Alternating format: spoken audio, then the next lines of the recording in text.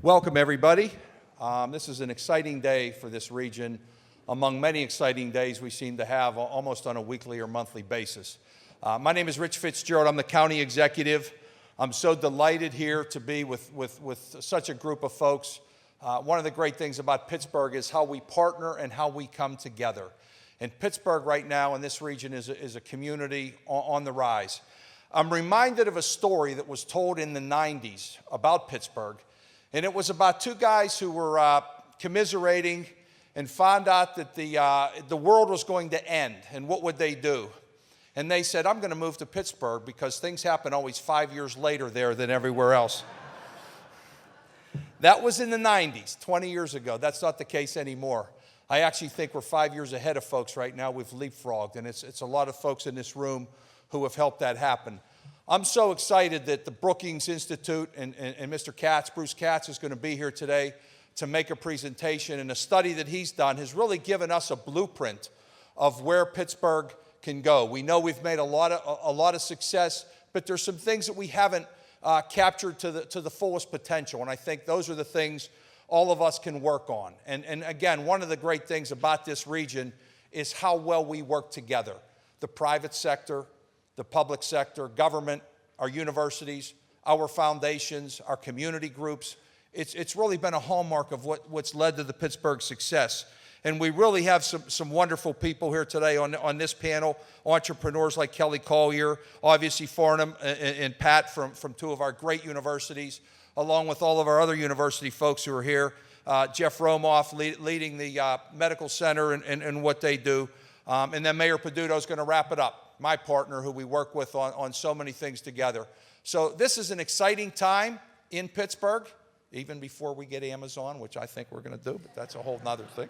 And we're going to work on that together. It's one of the great things we work on together, because this is the best place to do business. This is the best place to live. This is the best place to raise your family, and we want to continue that momentum and really reach our potential that we're on the track to doing. So let me introduce and thank him for being here in his. Also let me thank our foundations, the Heinz Foundation and the Hillman Foundation, who really sponsored and got behind this and funded a lot of things. And I could say that about the R.K. Mellon Foundation, the Pittsburgh Foundation. We're so blessed in this region for all the things that we have. So I want to thank them as well. But let me bring up from the Brookings Institute from Washington, D.C. He's been a great Pittsburgh fan, and he's given us a lot of good information, a lot of good blueprints on which we can do. Mr. Bruce Katz. Bruce?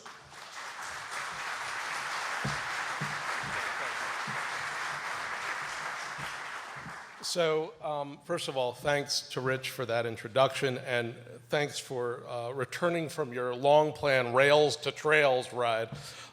Just a few acknowledgments at the beginning, because this is really a collaborative effort from Brookings, Scott Andes, and Ellen Oakes. I mean, we've really tried to pull together a great research team, and taking the advice from the county executive, from Mayor Bill Peduto, from Farnham and Rick Seiger and Tim McNulty from Carnegie Mellon, Pat and Rebecca Bagley, Jeff Romoff, and then the foundations. Hillman, Dave Roger, Ty Gorley, and Grant Oliphant, Andrew McElwain, Rob Stephanie. I mean, this is the collaborative ecosystem of Pittsburgh. And to be frank, there are few places in the United States or globally where you can get everyone in the same room, around the same table, towards the same goal. And that's a 21st century growth model, and that's a 21st century governance model.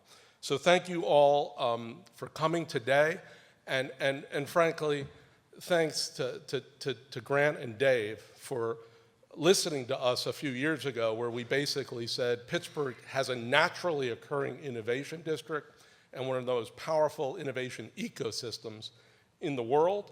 And now's the chance to realize your full, not just economic potential, but social and sustainable potential. So with that, let me get started. And Ellen's going to keep me to 20 minutes, or less now. We have said from the very beginning that the goal of this effort is to help through qualitative and quantitative research, evidence-driven analysis, to put Pittsburgh in the top 30 innovative cities in the world. This is a very big goal, but we think you have a platform to achieve it. We've done our work, and we just have to advance the next slide. We've done our work by doing the analysis, but more importantly, by doing 60+ interviews with public, private, and civic leaders, and then focusing on strategies that we think build off of your natural, distinctive competitive strengths, and also adapt and tailor some of the best strategies that are emerging in the United States and the world. So what's the moment? And this is how we think about what is the burning platform.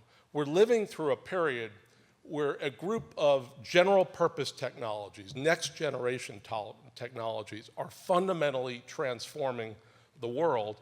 About 3 years ago, McKinsey put out a report where they identified 12 technologies that over the next 10 or 15 years, as they move from the lab to testing, to prototyping, to deployment, to ubiquitous adoption, will amount to half of global GDP. And these technologies don't fit within individual compartmentalized clusters or sectors. They really cut across.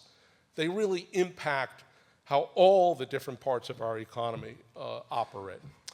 And when a place becomes a first mover around a next generation technology, several things happen.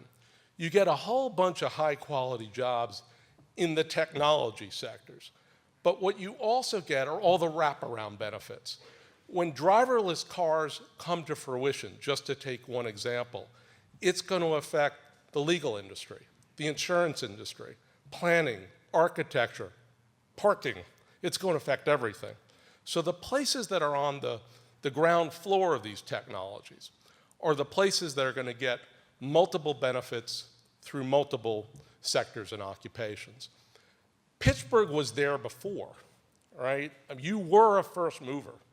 You were a first mover around steel, and that had dramatic reverberating effects, multiplier effects across this economy. So you know what it's like to be on the ground floor of transformative technologies, and what we're saying is you can get there again.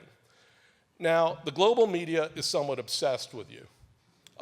You're like a hot city, you're like a cool city. When the New York Times writes something about a tech makeover, and then starts talking about your restaurants, you know something different is going on here. But we don't think this is hype, and just the next iteration of sort of, you know, a global obsession with moving cities. We think you have dramatic starting positions in several of these technologies. And you have them because you have some of the most advanced research institutions in the world, and research institutions that fundamentally connect and interrelate and collaborate with major economy shapers like UPMC, right? I mean, this is about the 21st century platform of universities that are involved in advanced research with large flows of public investments coming out of whether it's DOD or NIH or other federal research agencies that then move down the line towards commercialization, business formation, business growth, the broader economic and social effects we want. So there are some major reasons why you're beginning to get the recognition of not just global media, but global companies, global investors, and this is just the beginning. So what is the position?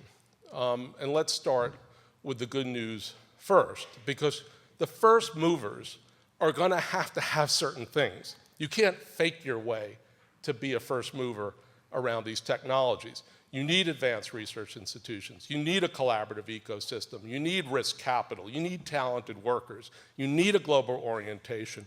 And you need a place that is essentially quality and urban. The Amazon competition is about an urban campus. Think about that. 15 years ago, 25 years ago, a major global company, one of the frightful five, they wouldn't be talking about an urban campus, right? But that's what they're talking about today. That's the only way to attract talent. That's the only way to have a collaborative, networked, innovative ecosystem. This is your innovative environment. It's your landscape. It may start with the Oakland Innovation District. That's your platform, because you fall out of bed in Pitt and you're in Carnegie Mellon and vice versa. That's a 21st century geography. Everyone wants it. You have it. Everyone's trying to copy it. You start with it. And then it radiates out to Lawrenceville, to El Monte, to the downtown, to Bakery Square, to North Shore. This is not about borders in these districts. These are districts as platforms. And this is a relatively small place in the scheme of things. I mean, this is the odd thing about the United States. We're such a large country. But in our cities and our metropolitan areas, small is beautiful, right, in terms of our geography. It's where you have that concentration, that co-location, that agglomeration, and the authenticity and the vibrancy that then yields more innovation. So we may be a very large country, but our whole fulcrum, our platform, is in these relatively small innovation areas, only 1.7 square miles in the broader Oakland Innovation District, but it punches way above its weight in terms of residents, in terms of city workers, in terms of tax revenue, and it's a third of the entire state's R&D budget. I mean, think about that, how big the Commonwealth is, and yet a third of the R&D is located in Oakland. So the other thing that you start with is this collaborative ecosystem. The UPMC, Pitt, Carnegie Mellon relationship, backed by large amounts of capital, is highly unusual, even in the United States, right? And it's not a nice thing to do, it's the competitive thing to do. You're doing this because this is helping the advanced research institutions up their game, and it's helping a major employer and essentially tech company play out its full and realize its full competitive potential. Other pieces. Your philanthropies are large, but they're focused. Most philanthropies in the United States, no matter how big they are not focused on enhancing your competitive advantages or building your competitive potential. These philanthropies have done that in multiple ways, both by investing in the advanced research institutions, but also investing in the ecosystem, the incubators, the accelerators, all those intermediaries that move research to market. So when we go to other parts of the country, literally they talk about, can our philanthropies be like Pittsburgh? It's a really fascinating phenomenon. And then you've got this ecosystem where a company that starts in a Carnegie Mellon or a Pitt basically travels until they get to market, right?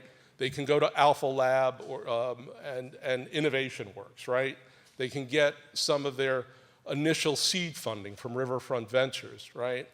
They can then move up the food chain after they add a bunch of employers to get to the accelerators that you have. They can get more capital as they move from seed to Series A to Series B. And then ultimately, they can have an exit, larger company, and work closely with a major new global player like Yelp. This is what everyone wants, a startup ecosystem off a base of advanced research, supported, mentored, capitalized at every step of the food chain. You have built this. You've built this with a lot of capital and a lot of attention. It is now yielding results. This report is just about getting more. And finally, you've become a place for domestic direct investment. You know, the US always talks about foreign direct investment. Can we get Siemens to come here? I mean, think about how the Southeast has attracted German and Japanese and Korean automakers. You're getting domestic tech investment, a lot of it coming out of Silicon Valley, because they want to be close to the talent. They want to be close to the secret sauce in your advanced research institutions and your ecosystem. These places, these people, these firms can go anywhere in the world. They're coming here because of what you have built over the course of many, many decades, actually. You're like a 40-year overnight success story in many respects. So we think you've got the table stakes to play. There's not many. Again, you can't fake your way to this. You can't just say, well, we've got a culture that's entrepreneurial and We've got a nice place. You need this mix of advanced research institutions and mature companies and an ecosystem. And you need a political culture, as you have with your mayor and your county, that are supportive. Okay, it's Brookings, so we have to talk about challenges. Because it's really important that you understand what it will take to get to the next step. This is not about putting a lot of cold water on this. This is just about reality. Part of the reality is, the US had a collapse of advanced industries, advanced manufacturing in the early part of this century. These are the industries that basically are fueled by high levels of R&D and high levels of skilled workers, science, technology, engineering, arts, math, right? The STEAM economy. So you lost a bit of that, as everyone did in this country, but what you gained was advanced health and business services, still populated by very skilled workers, but without the same level of R&D perhaps for a portion of the workforce. So, those are challenges, but they also reflect the larger structure of our economy. One real challenge is the disconnect, but solvable, between your academic prowess and business formation and employment. So when it comes to cell and tissue engineering publications, right? This is all coming out of Pitt. You're just crushing it, right? To use a Silicon Valley term. But you're not seeing the employment yet, right? Now that could be because, Pitt has joined the top ranks recently of the Johns Hopkins and the Penns and so forth. But this is a good problem to have economic prowess that then can lead to employment. And we see the same thing out of software engineering, where the academic literature coming out of CMU and elsewhere is just incredible, not quite seeing yet the employment effects. So this is why we think you can, by focusing on clusters that as I'll talk about, begin to realize your full potential. The other bit is high growth entrepreneurship. To some extent, when you look at venture, you sort of track the country. It's a relatively good story. I think the story or the challenge that you really need to hit here or meet here is about high growth entrepreneurship. The companies that get formed and stay, the companies that get formed and grow. I mean, this is really the kind of challenge that you have in Pittsburgh. Again, the platform is very strong. The ecosystem, is other places look to replicate. But this is a challenge that not just us, but others have identified. There are some demographic headwinds that also reflect the Rust Belt, right? You're not like an Austin or a Columbus or an Indianapolis, because Columbus and Indianapolis really were not like the Rust Belt. They weren't the old manufactured industrial bases. So your population looks a bit flat, but behind this, there's some good news. The millennials are growing, huge magnet effect. That's why the New York Times is writing about you.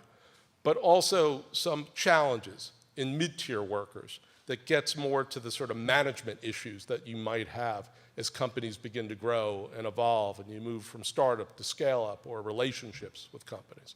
So demographics are an issue, but also the question of equity, the question of sharing benefits.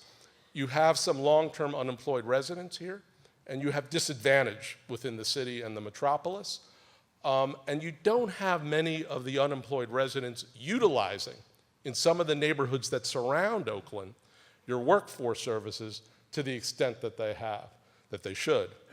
But, the advanced economy or the technology-driven economy or the innovative economy, whatever phrase we want to use, is not just for the brainiacs coming out of Pitt or CMU or some of the other great universities you have here.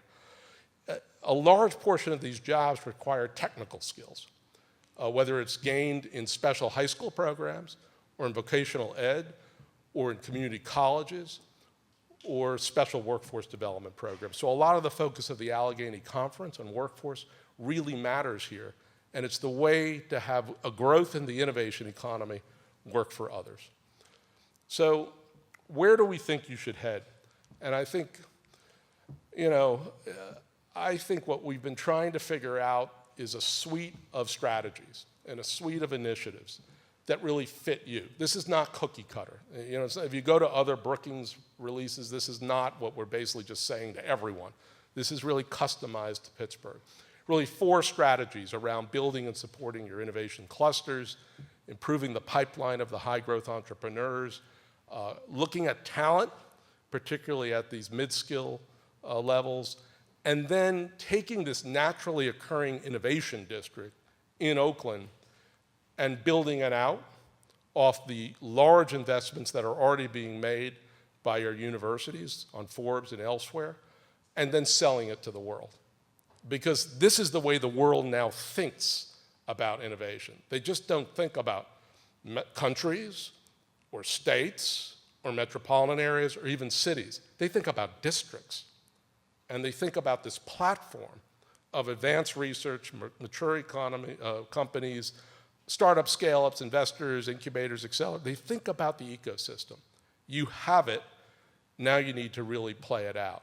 So if you do all this together, we think #InnovatePGH is what you end up with, right?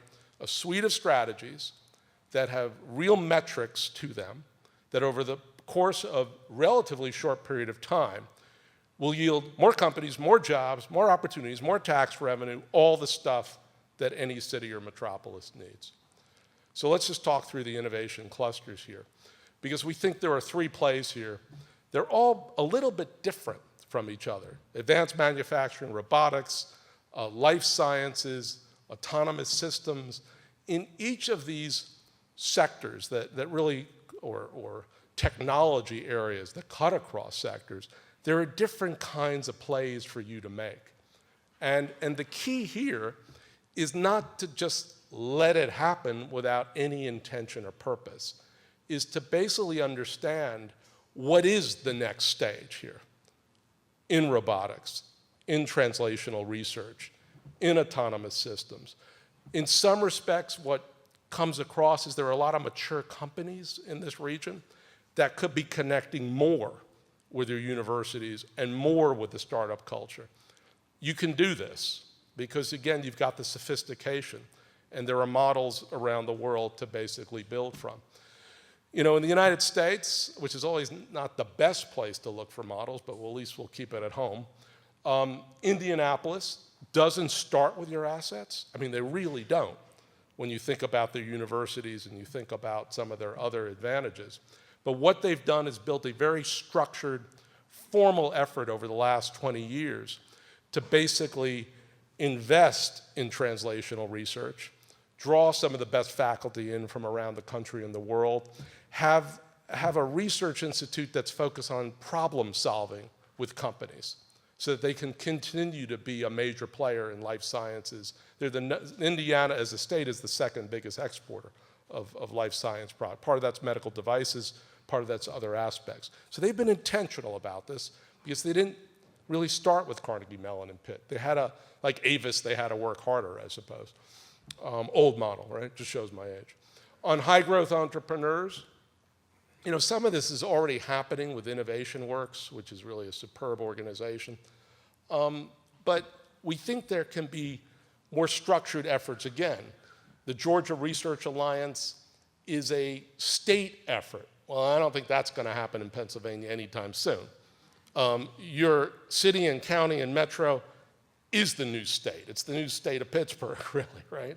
You're going to have to figure this out at this level. And again, the secret is to basically make that ecosystem even more tighter, more sharper between some of the mature companies you have, first customer programs for entrepreneurs, and some of this incredible startup, you know, entrepreneurs that are coming out of your universities. So there are some examples here that are quite helpful. On Talent Alliance, you also have some great efforts with your community colleges around mechatronics and so forth. What we're looking at are some of these closer in efforts that some of the universities here are already started with some of the adjoining neighborhoods where you can fill what are clearly needs, occupational needs, labor market needs, as the ecosystem grows, as the economy grows in these small geographies. West Philly with their skills initiative, Upskill Houston, These are examples that have emerged. They are very sharp and focused. And they're basically run by nonprofit entities or by the business community. So it's not your typical kind of effort. And the last bit is the Oakland Innovation District. Again, what is happening in the world today is our investors, companies, technology initiatives that are global or national are looking for districts. They're looking for the places where there is already the co-location and concentration and agglomeration of universities and companies. There's only several dozen in the world today. You happen to be the world's best naturally occurring innovation district. So you could just wait for everyone to copy you and mimic what you already have, or you could basically say, we're going to take our starting point and move one step beyond. We're going to make Oakland a test bed, a living laboratory for technological deployment. When people enter Oakland, they're going to know they've entered a playground of innovation that just doesn't work for the techies, but works for a broader community, right? I mean, you can do this. So, because they're going to come. I mean, it's a global world. The investors, the other innovation districts, they want to see what you have, and they want to see if you're now the model to replicate. The only thing I would say is you need some structure to this. If everyone just goes off and does their own thing, it's a 2 + 2 = 4 effect. If you put some structure behind it, some collaboration behind them, some institution behind it, it's a 2 + 2 = 8 effect. That's what you want. You've built great institutions here before. You know how to do this. You've built great intermediaries here before. I'm not saying create another one, but you need formal, structured collaboration. And then you need to be as imaginative and creative. What is Amazon looking for? They're looking for a place that is in this century that gets the mix of talent and innovation and urbanity and creativity. That's what they're looking for, right? This is not about building the next suburban greenfield. That's not what they're going to do. They're looking for cities, and they're looking for cities with assets, and you have them. So this is our playbook. You know, it ain't perfect. It's good enough for government work, as we used to say in the Clinton administration, but even more importantly, it's good enough for economy building, economy shaping. And, you know, we have some starting points, but more importantly, you're going to add to the mix here, and it's going to become Pittsburgh. So that's, you know, that's our shtick. But more importantly, what we're going to do is ask panelists to come up. We've got a great group of people. So if people can come to the seats here. Pat Gallagher, Chancellor of the University of Pittsburgh. You know all these people, but whatever, I'll go through it. Farnham Jahanian, the interim president of Carnegie Mellon. Kelly Collier, who is like the poster child, I suppose, for this incredible entrepreneurial community that you've built here. And Jeff Romoff from UPMC. So thank you to the panelists for participating. Thank you all for being attentive. We're ready to roll. So I'm going to start.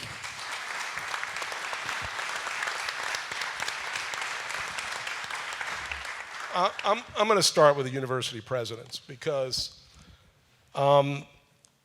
you are in many respects the platform for this economy. You have been for years, but even more as the economy is restructured.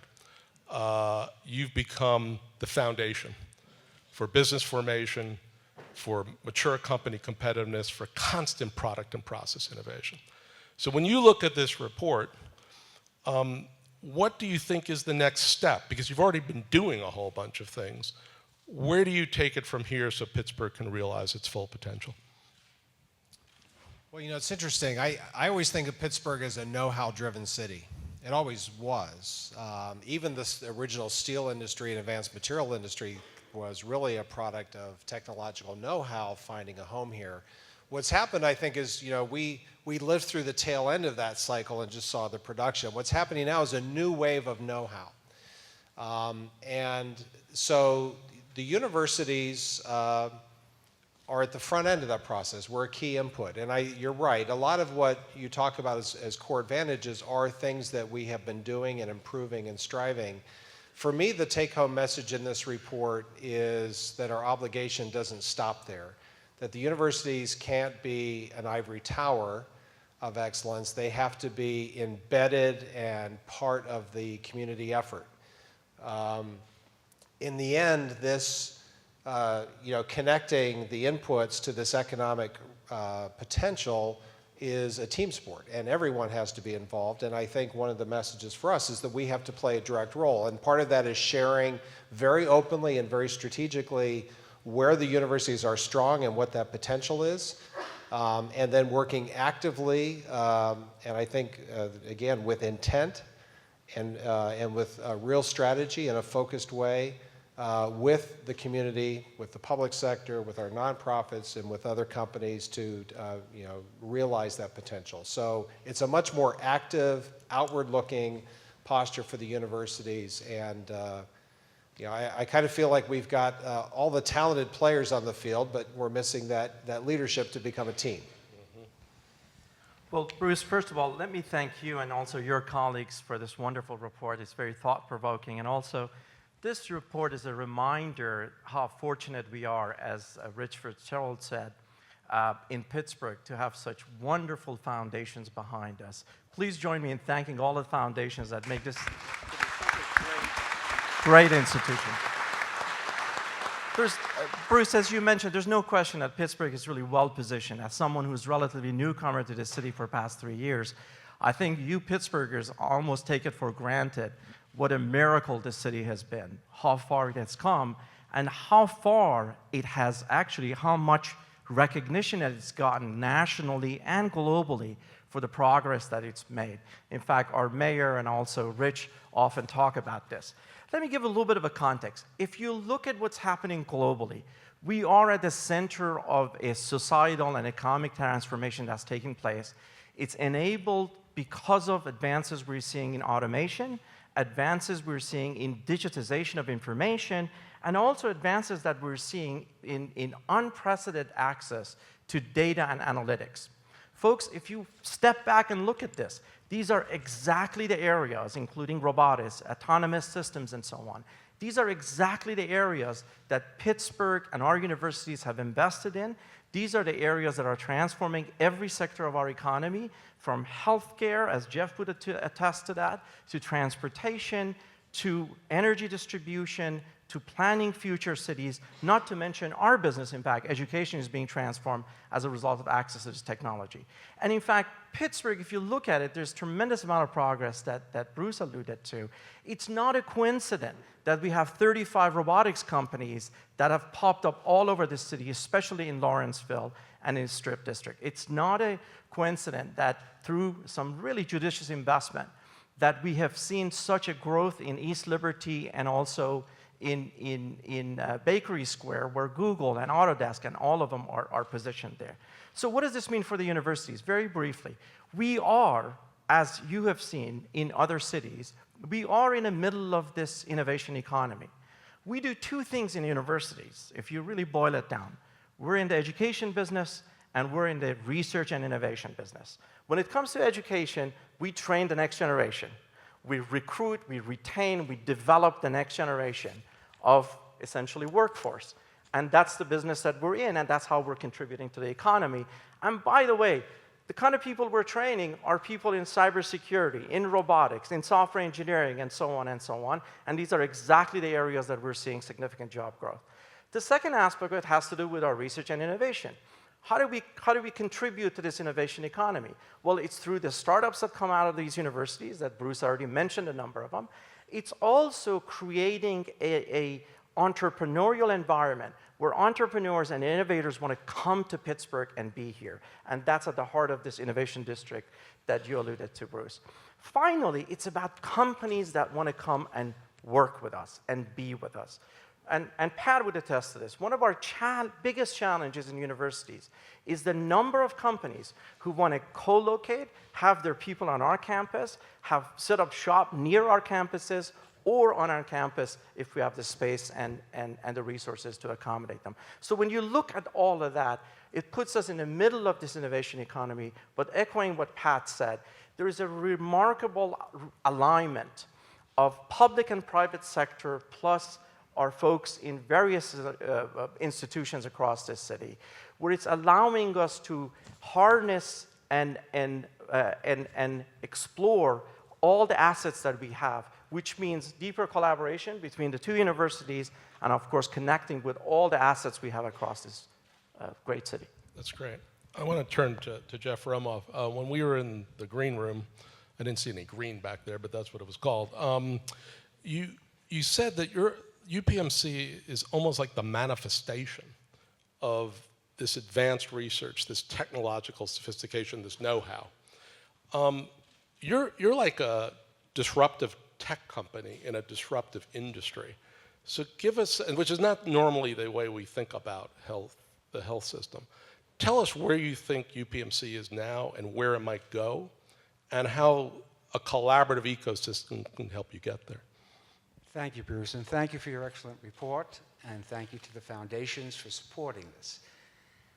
What I said specifically in the otherwise green room was that UPMC sees itself, in part, as the economic expression of exactly what Pat and Farnham have been talking about. And UPMC is known for the superb quality of its patient care and of its medical research, along with our partner in the School of Medicine at the University of Pittsburgh. It is known as a top 10 institution with 39 hospitals. It has an insurance company with 3.5 million subscribers. But that's not what we're here to talk about today.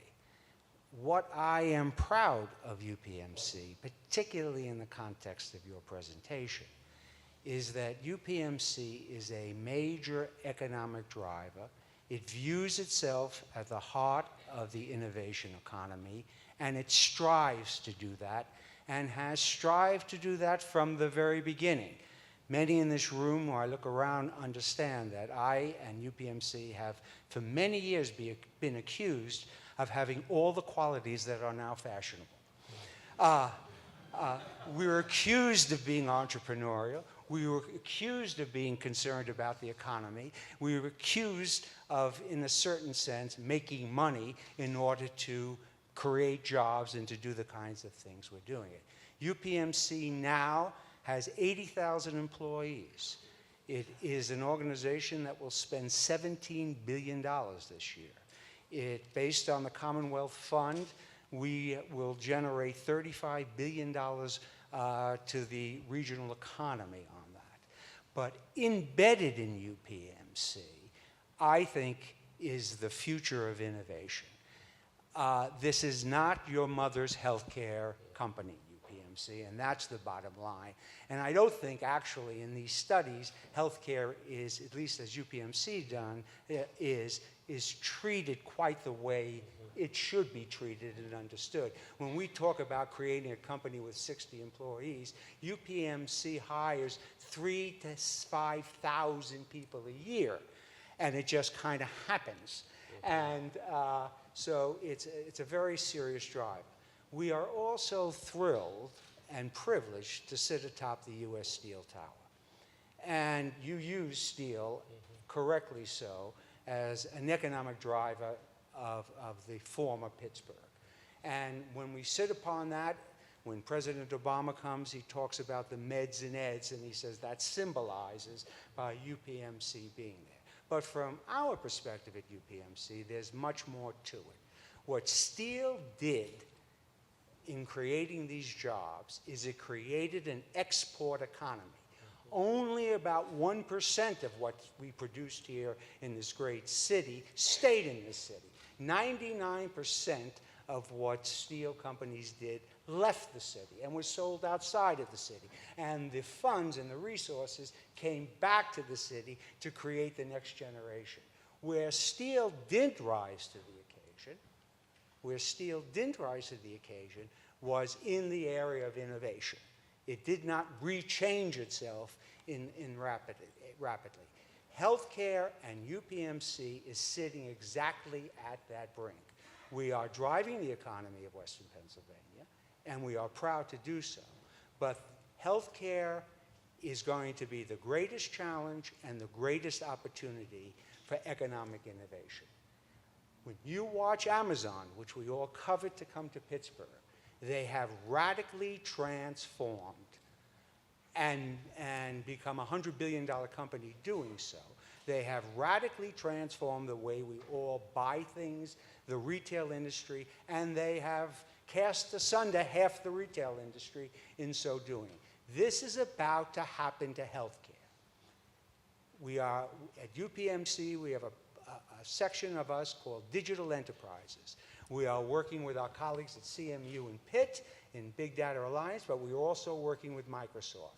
It will not be long before each of us, in addition to getting our messages and our entertainment and updates on our handheld devices, will control our healthcare on our handheld devices. This will be revolutionary, absolutely revolutionary. And because it's going to be revolutionary, it's going to change the way healthcare is delivered. And we don't want to find ourselves in the wrong manufacturing business. UPMC wants to own that. And lastly, the second major effort of UPMC, which I think can have enormous economic consequences, along with the University of Pittsburgh, is translational science. You all noticed that Gilead just spent $12 billion to buy a company called Kite in Santa Monica. That company was less than $100 million in revenue and didn't make its first dollar of profit. It now brought in $12 billion. The scientists of the School of Medicine, the scientists of the university, with the economic expression of UPMC, are doing things as good. Indeed, we partner with Kite and will do things better. The economic opportunity for us in creating at least 20 or 30 companies is extraordinary. So, in sum, and much too longly said, UPMC sees itself as addressing straightforwardly the kinds of concerns that you so intelligently expressed, and to do so successfully for the region. The three of you guys just go on the road. But that's not your day jobs. Kelly, in a way, you're like a product of this ecosystem, right? And so, A, can you describe how the system worked for you? And B, part of this report, a good portion of this report, is how you get better. So you're probably better situated than anyone here to tell us, from a startup perspective, how does the ecosystem work even better for someone like you? Sure, yeah. So I'll kind of try to share a little of my story in and amongst all of this. So I am a 2011 graduate of CMU. I did a major in material science and biomedical engineering. And as part of my senior year in college, we had a senior design course. And not just me, every engineering student in every engineering department at CMU does a senior design course. And pretty much the premise of this course is just to go, design and engineer something, right? And our project was completely open-ended. We could work on anything at all we wanted. And this was specifically in biomedical engineering. We decided, me and my group of randomly assigned classmates decided to focus on back pain because we're young 20-somethings and all are suffering with debilitating back pain for whatever reason. Otherwise, perfectly young, healthy, active people. So, selfishly, that's what we decided we wanted to spend our, senior design project working on. We went out, did a bunch of research on our own and tried to reach out to any back specialists, clinicians, specialized people that can kind of help guide us along this process. Most people just completely blew us off, but there was this one guy, this one physician at UPMC who, he immediately answered my email, "Oh my God, this sounds like so much fun. I would love to work with a group of engineering students." Just total enthusiasm out of the gate. And, we had no idea what our project was actually going to be at that point. We only knew that, we personally had a problem.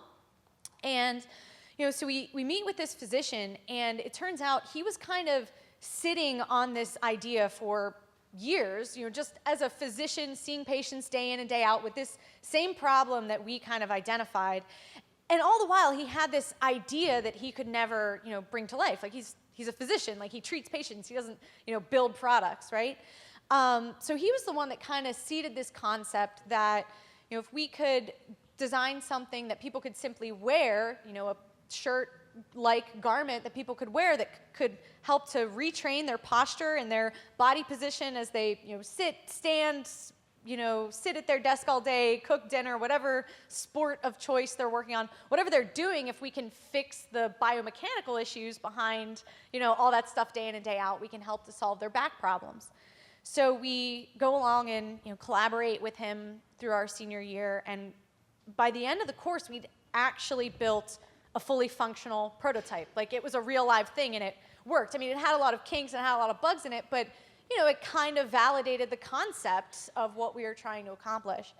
And this physician, Dr. Gary Chimes, I give him so much credit in the world. I never intended to be an entrepreneur. Like, I'm totally an accidental entrepreneur all the way. It was never part of my plan. But we take him this prototype, and he was just like, I need this. I need you to make this so it can be a thing that I can use on my patients. My patients need you to make this, right? And he's a very, very excellent. He's very convincing, and he kind of got me with the hook that we're graduating seniors. What's the worst that can happen? The worst that can happen. This could be the best experience of your life. Just try to make a company out of it, right? And somehow that did. That convinced me, and I decided, immediately after graduating, I would go on and try to start a company around this product that we built.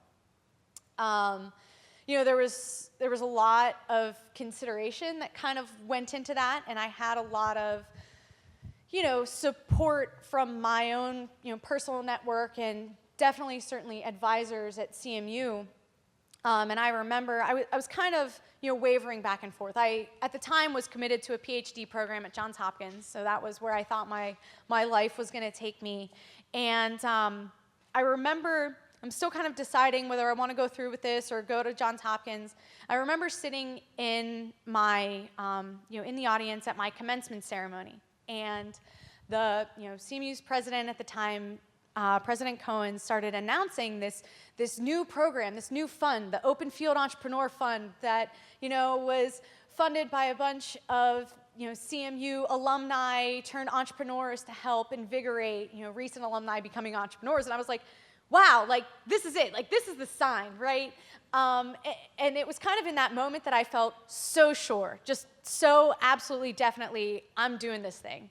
And the next day, I walked into Project Olympus, which is another CMU startup incubator.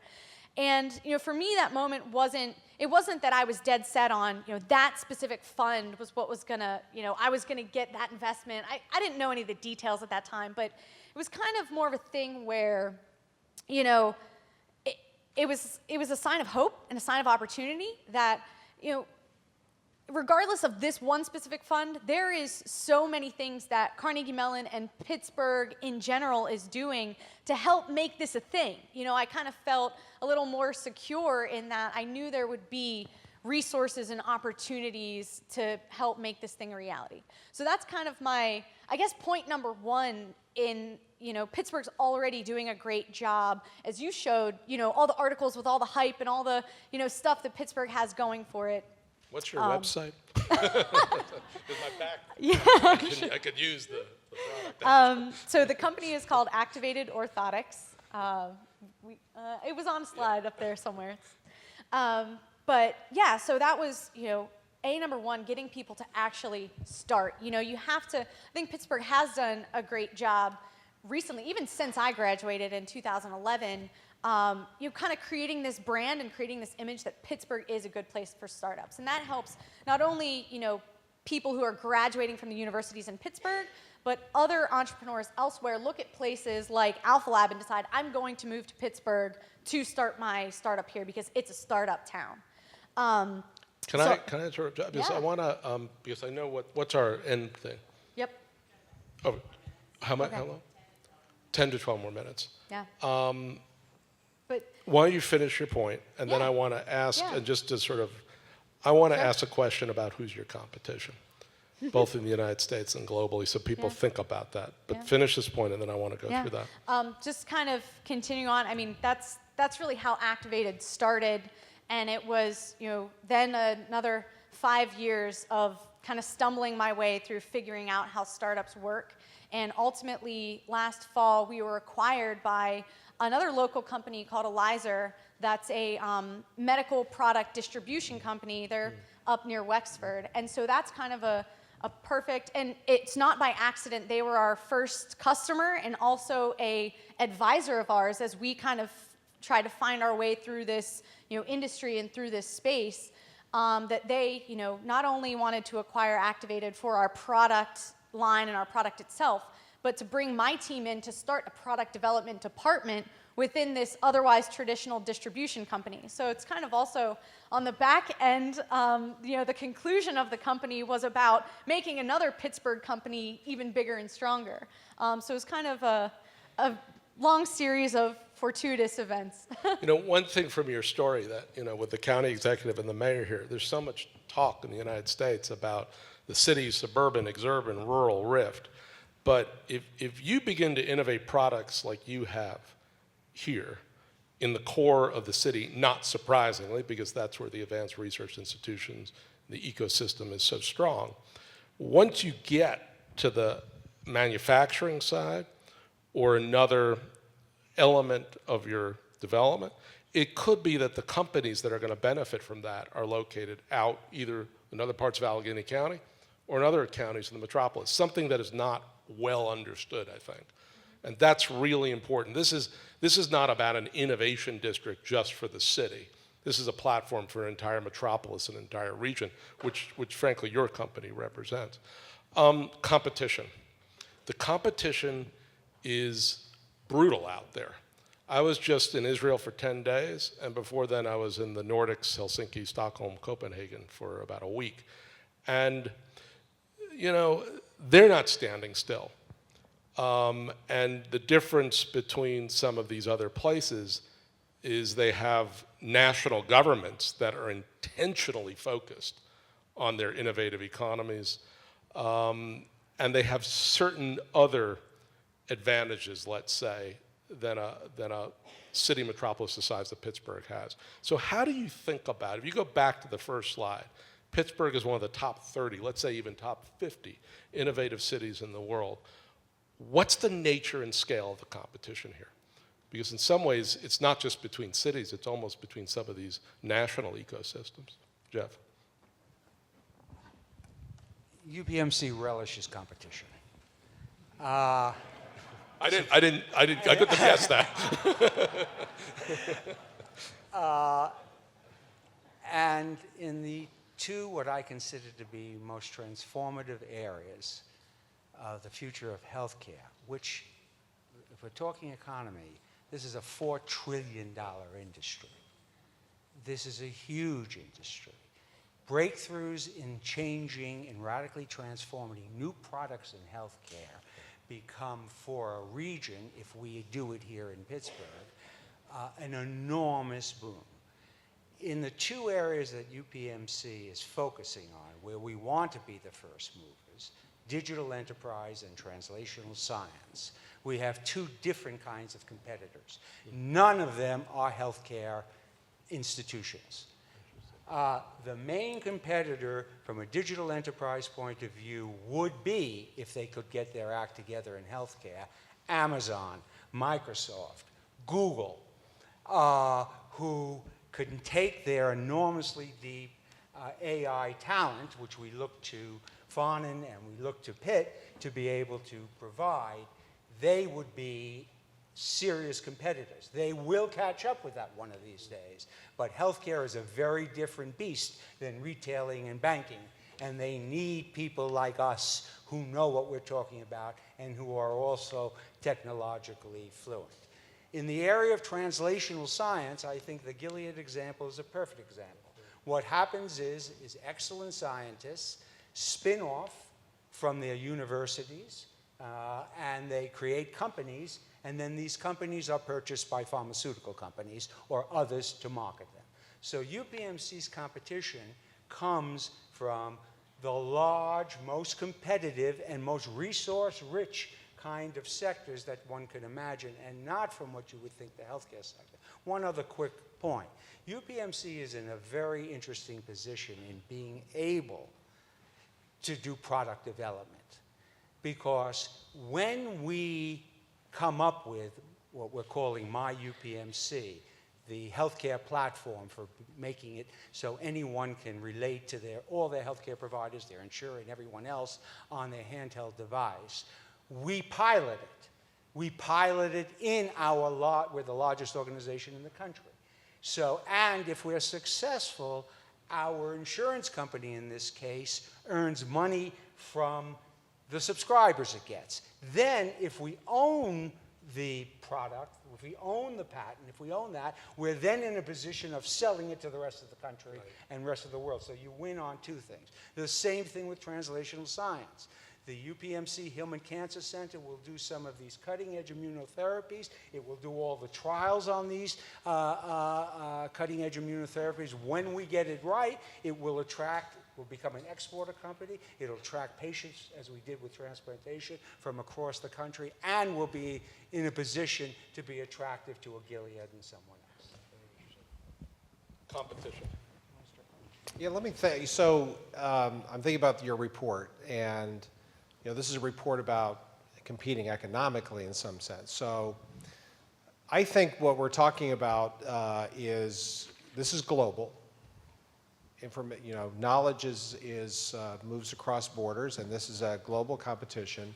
And the ingredients of economic success that are laid out so clearly in this report mean that what we're competing for is an attention and an ability to create what's distinctive, a distinctive combination of talent, environment, and abilities that make this the place. Because what happens in innovation is you can't have 30 different places all trying to innovate in the same place. What's happening is you're creating a unique platform that makes this region more competitive than others, and that's the environment you have to create.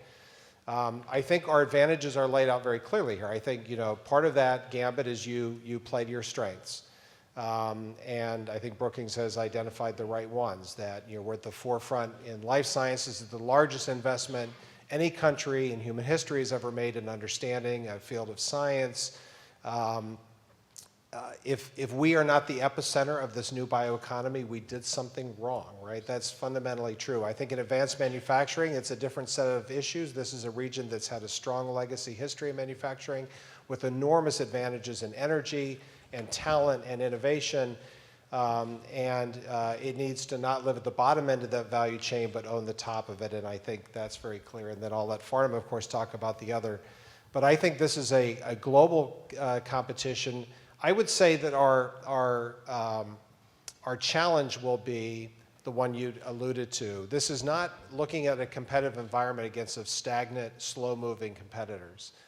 Our challenge will be not moving at Pittsburgh speed, but moving at this global innovation speed. I think the pace at which that we will need to take risks, to take chances, and to move forward is much faster than we may be accustomed to.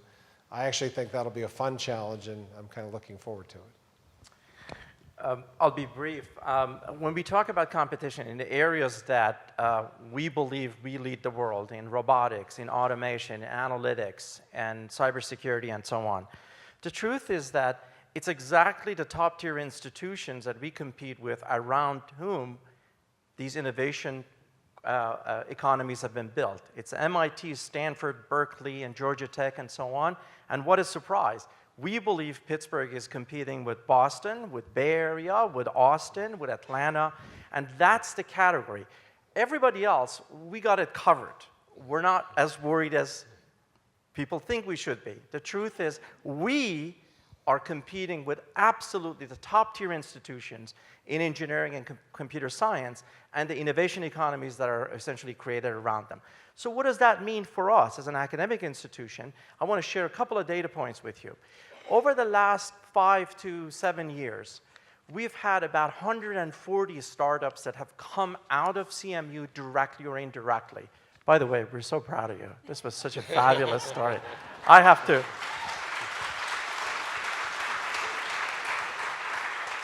Bruce thinks that we should take our show on the road. No, we should send you on the road for us. And Jeff, by the way, you should let your doctors out more often. So back to my story. So A billion, and there are 148 companies that have come out over the 8 years out of CMU, and directly or indirectly. We have accounted for about $1 billion worth of venture investment and follow-on investment in these companies. About 70% of that has gone to companies that are still in Pittsburgh and that are still in our region. So the question is, what's the disconnect? What are we missing? The truth is, I think we've come a long way. Bruce is absolutely right. We have some work to do here. And if we're really competing with these East Coast cities and West Coast cities and these innovation economies, what we need to do a couple of things very effectively. We need to recruit some companies whose headquarters are going to be in Pittsburgh. That is critical. You know which one I'm talking about, but I want to go beyond that.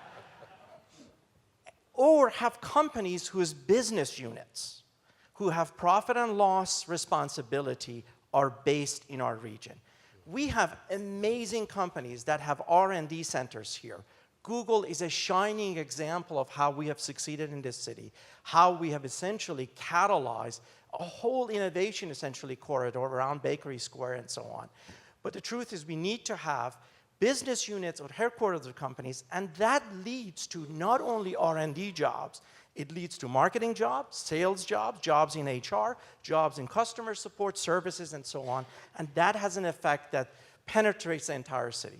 The second point I want to make is that we have some wonderful startups that have done really well, including the example you just heard about. We need to have a few startups that become unicorns. We need to have some startups that have either exit strategies that turn into hundreds of millions of dollars or billion-dollar companies, or more importantly, startups that grow over time and are based in Pittsburgh, and they become anchor companies.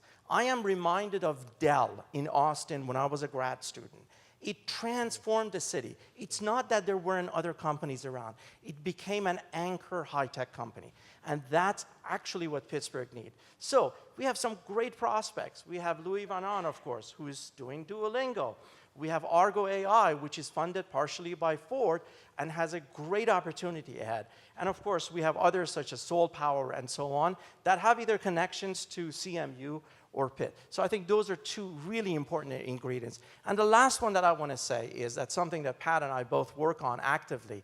We now need to invent new ways of doing more translational work and technology transfer and nurturing the ecosystem that we're all responsible for, but have new ways where we, in fact, catalyze that. The NREC facility that sits in Lawrenceville today, just imagine, 20 years ago, that facility was put together. Now, I can't imagine the CMU administration decided to put NREC in Lawrenceville. As I said, I'm relatively a newcomer.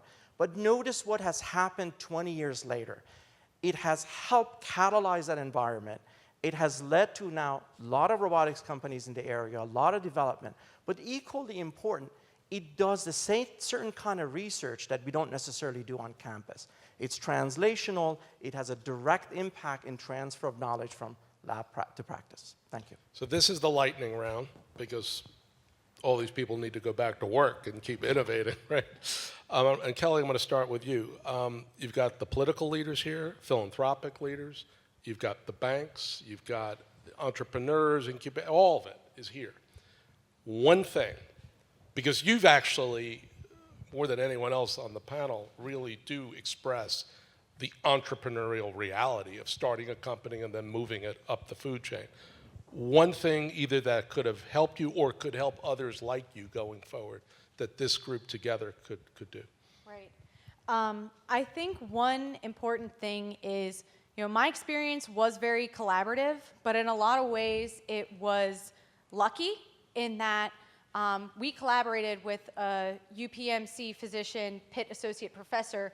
Our IP might not have come out of that institution. We had to, request for it to be released so that we could use it to start a company.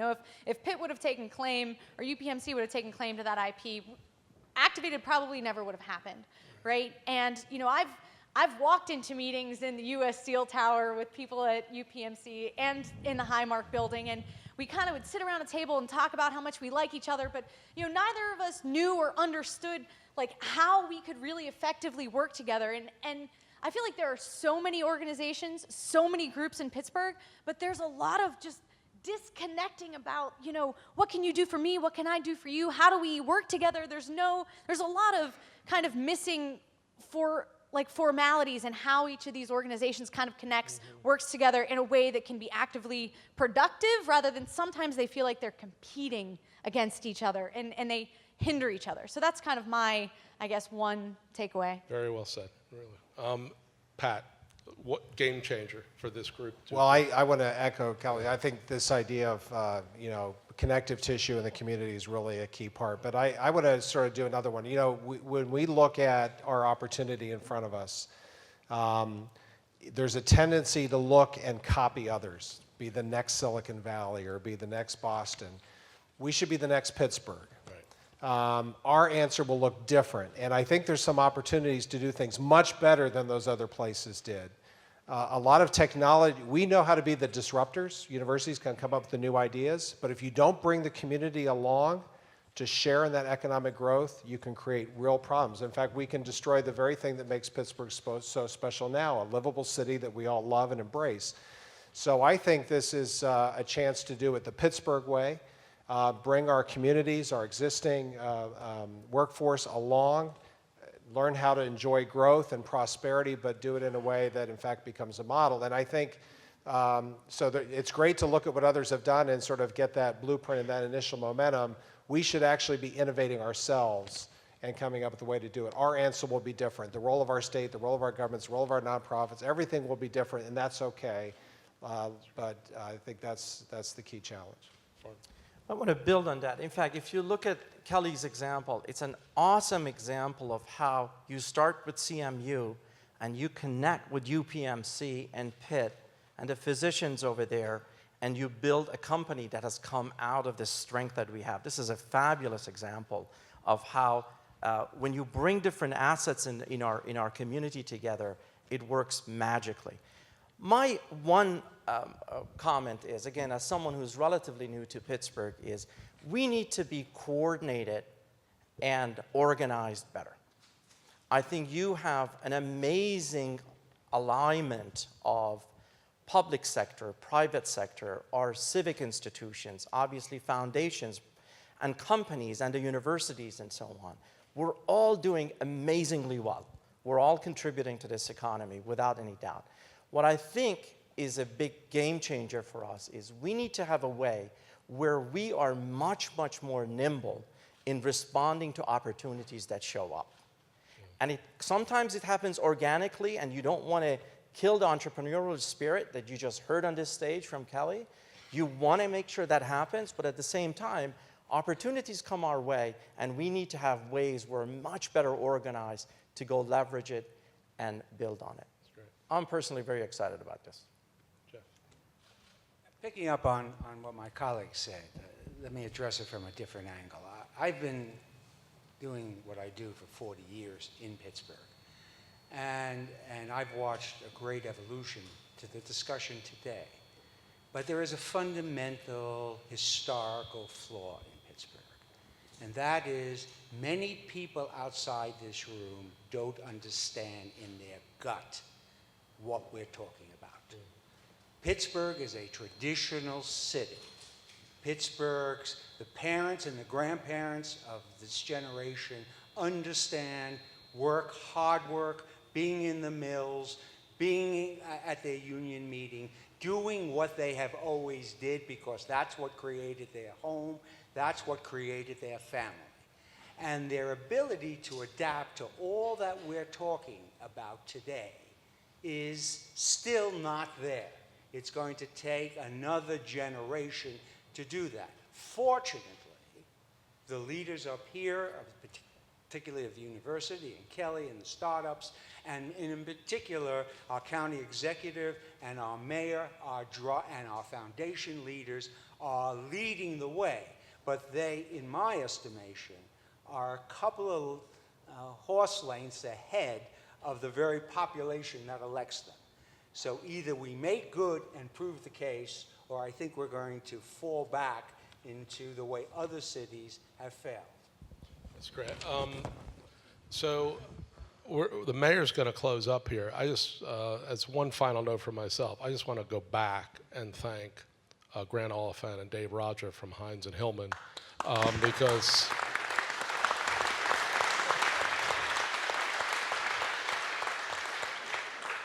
because you do a lot of this stuff around the U.S. and outside the U.S., and you'll say a bunch of things, and people say, well, that was interesting, but please go home. And these guys said, if that's really true, that this place has enormous potential from the platform of Oakland and then beyond, then A, prove it to us, and B, give us some sense of how to move forward. So to you guys and to Mellon, who's been so involved in this, thank you, because this is so critical to not just the future of this place, but to the future of our country. Mayor.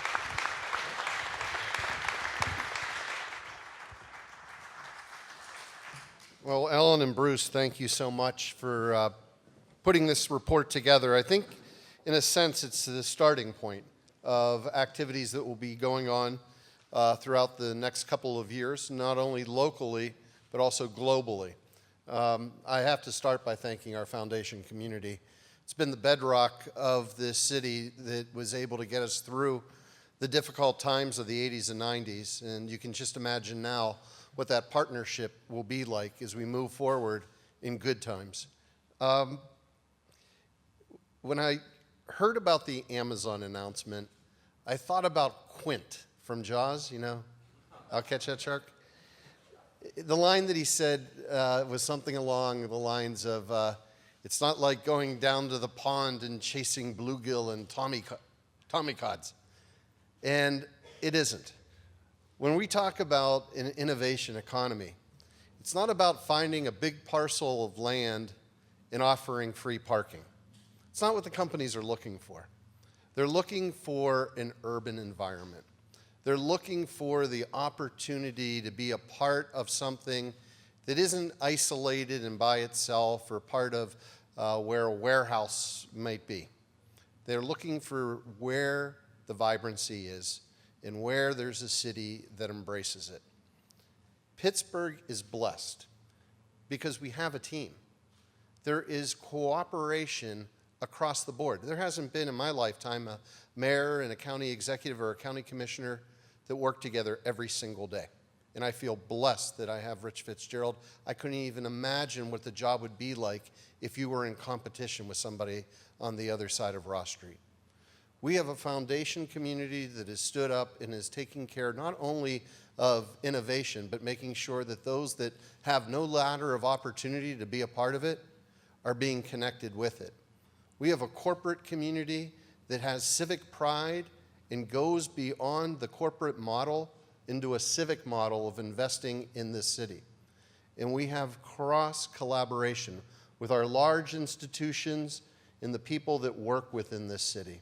A combination of corporate and labor, a combination of foundation and institution, a combination with government to be able to get things done. There's a reason that we're not Detroit, and that reason is because we have that Pittsburgh model, that ability to work together on big ideas. Now, when I was born in 1964, Pittsburgh was on the global map. We were an industrial leader who throughout the world people knew of. And we fell off of that stage when our economy was lost during the 80s. We now have reemerged, and we now will be one of the top 30 global cities when it comes to a new economy. The questions and the challenges we'll have are, how do we keep Pittsburgh, Pittsburgh? How do we make sure that that city that was so special in the 80s and 90s, as we watched our friends and families have to leave because there were no jobs, remains the same as the change comes within? And then our biggest challenge, how do we assure it's a Pittsburgh for all? Because back when we were that industrial giant, we had the greatest disparity between the haves and the have-nots. We created air that was dangerous to breathe and water that was poisonous to drink. As we see this next transition occur, As we see Pittsburgh re-enter that global stage, how do we make sure that Pittsburgh model will guarantee that it's an economy for everyone? What a great time to be alive. What a great time to be a Pittsburgher. Let's get this done, guys. Thank you.